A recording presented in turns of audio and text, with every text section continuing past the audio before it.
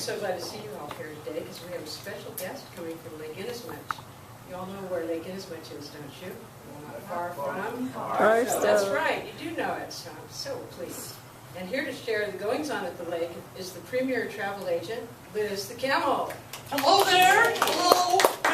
Good morning, everybody. Oh, now, dear, you can call me Liz, don't you know? Everybody does. Everybody does. I'm so sorry, Liz. I forget. It seems that we just don't see you as often as we would like. Well, you can say that again. It seems that we just don't see you as often as we would like.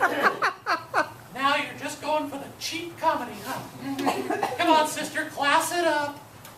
Oh, Liz, I just couldn't resist. How have you been? Gone anywhere exotic lately? Oh, you know the travel business. It's just one ticket to Funsville all the time, don't you know? Liz, are you pulling my leg? Of course. But isn't that a funny thing to say since you're going out for comedy? Pulling your leg? Okay, yes, I guess it is. Funny that we just say things and don't really think about the literal meanings, do we? Nice segue there, Toots. Okay, yeah. Our world is full of metaphors and similes and picture language, and we just go with it. It doesn't stop us or slow us down.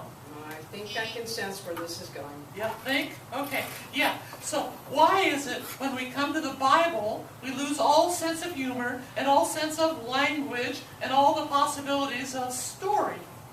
Good point, Liz. We tend to get pretty literal when it comes to the Bible, don't we? Yeah, it's like when we travel, you know. You've got to know the culture. What's acceptable and what's not. You've got to know the language. You've got to know where to go and who to talk to. And you got to have some history to know what to expect, you know. You don't just go running off willy-nilly and expect things to fit your way of thinking. So you think we need to approach the Bible this way?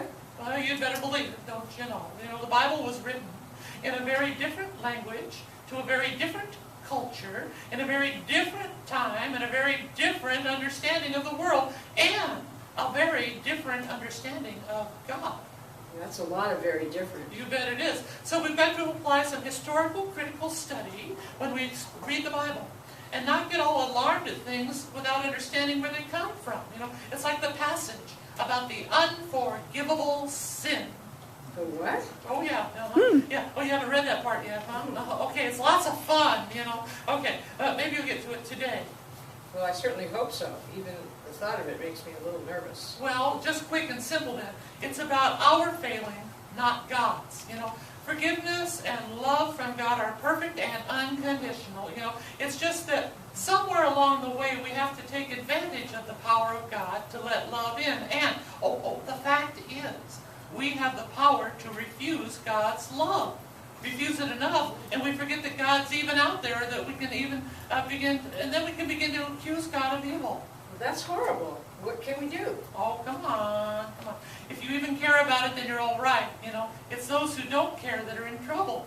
And what can we do? Well, tell them about the love of God that is perfect and unconditional, don't you know? You're right, Liz. So we need to be careful when we read the Bible, to look behind the words and the stories to find the love of God. That's it.